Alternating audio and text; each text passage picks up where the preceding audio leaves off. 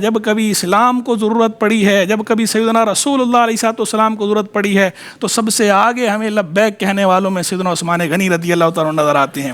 2 مرتبہ سیدنا عثمان غنی رضی اللہ تعالیٰ عنہ نے اللہ کے محبوب سے اس دنیا میں جنت خریدی ہے،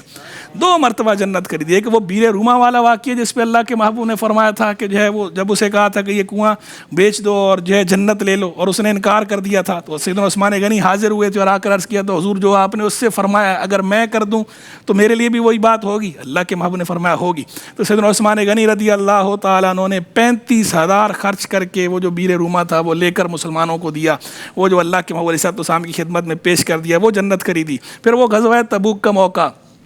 جیش الاسرا جسے کہا جاتا ہے، تنگی والا لشکر۔ تنگی والا لشکر اس لیے کہتے ہیں کہ اس وقت مدینہ منورہ میں قحط پڑا ہوا تھا اور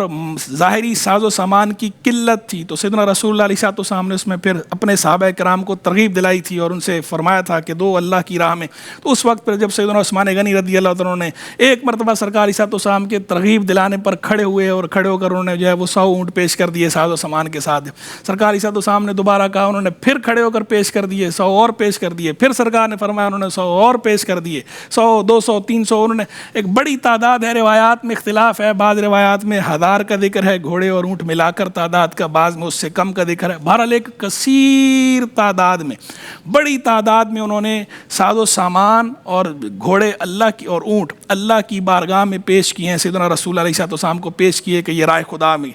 جب پیش کیے تو سرکار علیہ السلام اتنے خوش ہوئے، اتنے خوش ہوئے، اتنے خوش ہوئے کہ آپ منبر مبارک سے نیچے اترے اور فرمایا ما علی عثمان ما عمل بعد ہذہ، ما علی عثمان ما عمل بعد ہذہ، عثمان پر کوئی مواخذہ نہیں اس کے بعد وہ جو مرضی کرے، عثمان پر کوئی مواخذہ نہیں اس کے بعد جو مرضی کرے۔ یہ سیدنا رسول علیہ السلام کی خوشی کا عالم ہے، سیدنا عثمان غنی رضی اللہ تعالیٰ عنہ کے اس ایثار پر، ان کی سخاوت پر۔ یہ وہ سخاوت ہے ان کی کہ سید الاسخیاء ان کا ٹائٹل ہے، ان کا لقب ہے کہ یہ سخیوں کے سردار ہیں، اور ان کے نام نامی اس میں گرامی کا حصہ بن گیا ہے غنی۔ آج ہم ان کا نام لیتے ہیں تو کہتے ہیں غنی۔ غنی ویسے مالدار کو بھی کہتے ہیں اور غنی بے نیاز کو بھی کہتے ہیں۔ اگر مالداری کو دیکھیں تو بھی سیدنا عثمان غنی رضی اللہ تعالیٰ عنہ غنی، ایسے مال والے کہ سبحان اللہ آج تک ان کی مالداری کی مثالیں بھی دی جاتی ہیں، اور پھر مالداری کے ساتھ ساتھ ان کی دلداری کی مثالیں بھی دی جاتی ہیں۔ ورنہ مال کسی کے پاس ہوتا ہے لیکن دل نہیں ہوتا، ایسے بہت تھوڑے لوگ ہوتے ہیں، کسی کے پاس مال ہے دل نہیں، کسی کے پاس دل ہے مال نہیں ہے،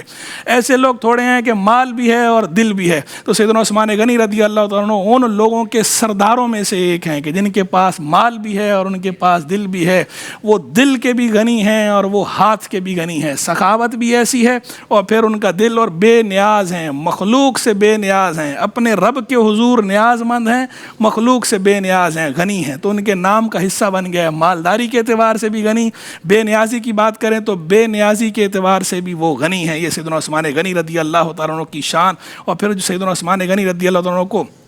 اللہ کے محبوب نے خوش ہو کر سیدنا عثمان غنی کو اپنی ایک شہزادی ان کے نکاح میں دی ہیں، حبالہ عقد میں دی ہیں، سیدہ رقیہ رضی اللہ عنہ۔ ان کا انتقال ہوا، دوسری شہزادی پیش کی سیدہ ام کلثوم رضی اللہ تعالیٰ عنہ۔ یہ شرف کسی کو حاصل نہیں کہ بیک وقت یکے بعد دیگرے کسی نبی کی 2 شہزادیاں کسی کے عقد میں آئی ہوں سوا سیدنا عثمان غنی کے۔ یہ شرف صرف اور صرف سیدنا عثمان غنی رضی اللہ تعالیٰ عنہ کا ہے، اسی لیے ان کا نام پڑ گیا ذو النورین۔ آپ جمعے کے خطبے سنتے ہیں، ان کا نام لیا جاتا ہے تو کہا جاتا ہے ذو نورین، 2 نوروں والا، نور کی سرکار سے پایا دوشالہ نور کا، ہو مبارک تم کو ذو النورین، جوڑا نور کا،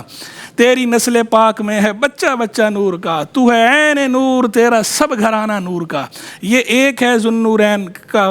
کی وجہ تسمیہ۔ ایک وجہ تسمیہ یہ بھی ہے کہ آپ رضی اللہ عنہ کثرت سے نوافل پڑھا کرتے تھے، بعض اوقات ساری رات نوافل میں گزار دیتے تھے، بعض اوقات ایک رکعت میں بھی قرآن مجید ختم کرنا آپ سے منقول ہے۔ تو قرآن کی تلاوت اور نماز یہ دونوں بھی نور ہیں، قرآن بھی نور ہے اور صلاۃ یہ بھی نور ہے۔ تو چونکہ آپ نے ان دونوں نوروں کو جمع کر رکھا تھا، رات میں نوافل پڑھتے تھے، قرآن کی کثرت سے تلاوت کرتے، تو یوں بھی آپ ذو النورین ہیں۔ اور پھر ایک بڑے امام گزرے، امام ابن عابدین شامی رحمہ اللہ، ان کے مرشد ہیں شیخ خالد نقشبندی رحمہ اللہ۔ علامہ آلوسی نے روح المعانی میں بیان کیا کہ شیخ خالد نقشبندی نے خطاب فرمایا،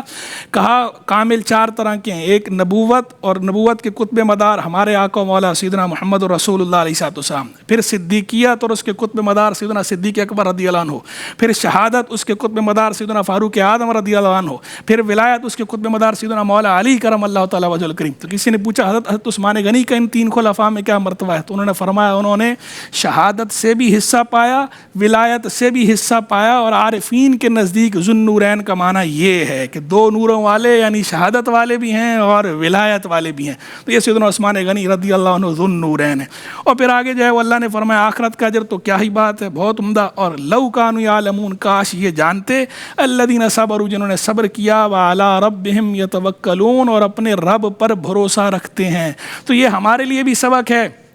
کہ ہم نے قربانی دینی ہے، اگر دین کی خاطر ظلم و ستم سہنا پڑے، ظلم و ستم سہنا ہے، استقامت اختیار کرنی ہے، اللہ کے دین کو نہیں چھوڑنا، ظلم ہو جبر ہو اللہ کے دین کو نہیں چھوڑنا، اور صبر سے کام لینا ہے، اور اپنے رب پہ بھروسہ رکھنا ہے۔ اور اگر ہجرت کرنی پڑ جائے، گھر بار کی قربانی دینی پڑ جائے، دے دینی ہے، اس کا صلہ آخرت میں ملے گا، دنیا میں بھی اللہ کا وعدہ ہے، اللہ اس کا صلہ عطا فرمائے گا ہی فرمائے گا۔ وآخر دعوانا ان الحمد للہ رب العالمین۔